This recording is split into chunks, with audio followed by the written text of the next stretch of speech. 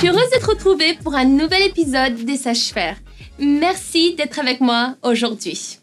La condition de ta vie est liée à la condition de ton cœur. Donc, je voudrais aujourd'hui parler d'avoir un cœur fort.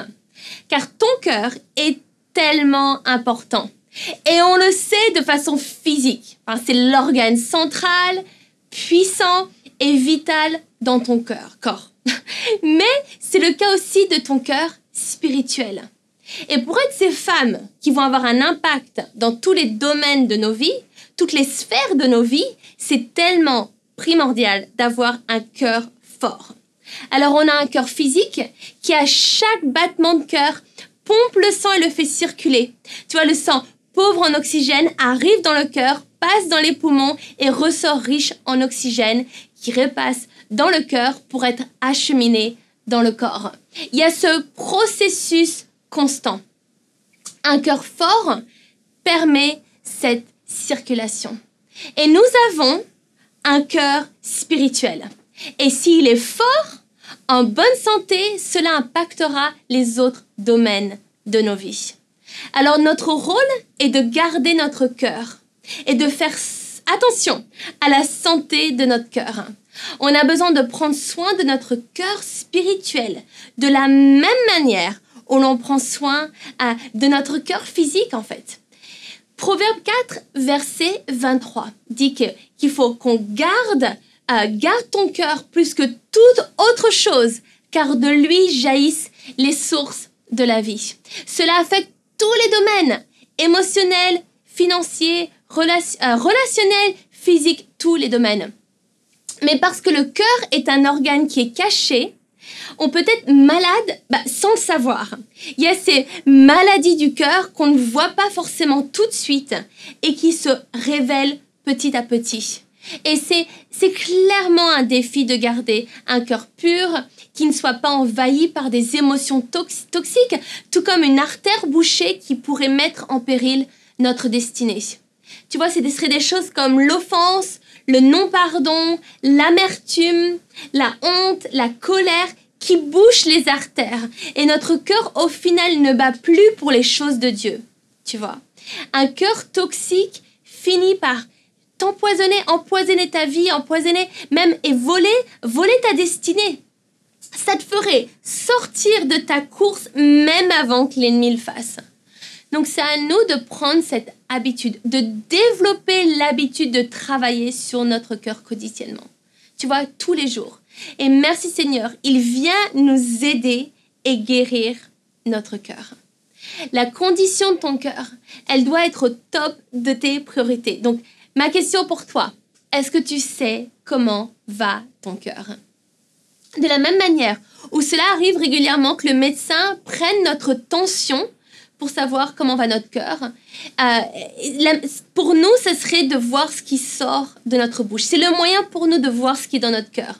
On lit en Luc 6, 45, « L'homme bon tire de bonnes choses du bon trésor de son cœur, et celui qui est mauvais tire de mauvaises choses du mauvais trésor de son cœur. En effet, sa bouche exprime ce dont son cœur est plein. » Donc ma question c'est, qu'est-ce qui sort souvent de ta bouche? Qu'est-ce qui prédomine? Quel type de paroles sortent de ta bouche? Comme, pense aux paroles que tu as pu avoir récemment. Tu vois, est-ce qu'elles sont pleines d'enthousiasme, d'espoir, d'encouragement? Ou est-ce que ce serait plutôt des paroles qui seraient négatives, qui expriment de la jalousie, de la colère? Parce qu'en fait, c'est ça ton indicateur. Pour avoir une idée de la condition de ton cœur, c'est regarde ce qui sort de ta bouche. Et je voudrais t'encourager, parce que si on comprend le processus du cœur humain, on peut comprendre le processus pour notre cœur spirituel. Et comme j'ai dit un petit peu au début, dans ton cœur physique, il y a ce circuit constant qu'on appelle la circulation pulmonaire.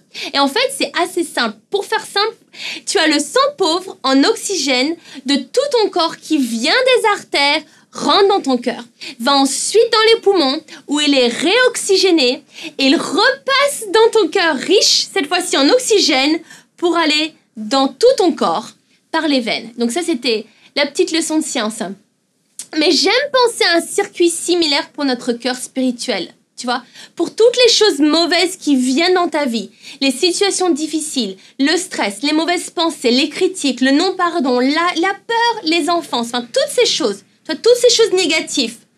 Il y a un circuit qui permet de transformer ces choses, redonner de la vie et ainsi nourrir ton être spirituel. Tu vois, tu viens à Dieu et par son Saint-Esprit, tu reçois sa force, sa grâce, son pardon, sa paix. Et par l'action de reconnaissance, tu le rends grand.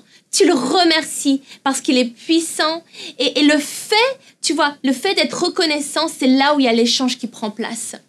Dieu échange ma faiblesse pour sa force, mes peurs pour sa paix. Et petit à petit, sa vie coule dans tout mon être. Et c'est tellement important. Ésaïe 40, verset 29 dit que « Il donne de la force à celui qui est fatigué, il multiplie les ressources de celui qui est à bout. Les adolescents se fatiguent et s'épuisent, les jeunes gens se mettent à trébucher, mais ceux qui comptent sur l'Éternel renouvellent leur force. Ils prennent leur envol comme les aigles, ils courent sans s'épuiser, ils marchent sans se fatiguer. » C'est tellement incroyable. Toi, c'est puissant. Tu es renouvelé. Et donc, on peut faire cela tout le long de la journée.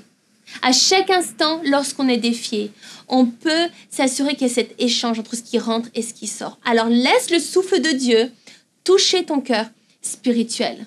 Et je voudrais t'encourager à faire confiance à Dieu. Quand tu reçois, comme j'ai dit tout à l'heure, toi, par exemple, ces mauvaises nouvelles qui pourraient tellement t'angoisser, par exemple. Une personne dit du mal de toi, un entretien d'embauche qui n'a pas abouti à, on va dire, un CDI ou une tragédie dans une famille ou une personne qui te rejette, que ton cœur puisse rester ferme en Dieu, que tu puisses être plein de confiance en Dieu et ton cœur affermi et qu'il n'y ait aucune crainte. Le psaume 112 nous dit « On se souviendra toujours du juste.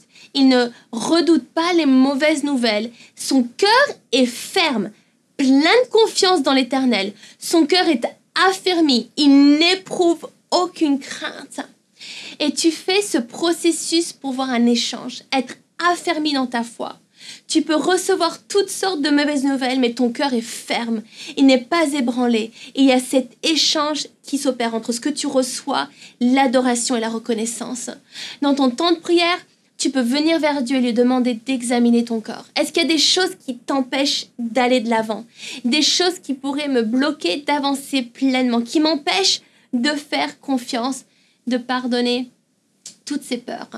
Il va te montrer ces choses parce qu'il veut t'aider, à garder ton cœur. Remercie-le et garde ton cœur quotidiennement, jour après jour, pour qu'il soit fort. Un cœur fort pour une vie forte. Et que cette force va enrichir ta vie et celle des autres. Donc que Dieu renouvelle sa force en toi, jour après jour. Amen. Encore une fois, merci d'avoir été avec moi pour cet épisode et je te dis à très vite.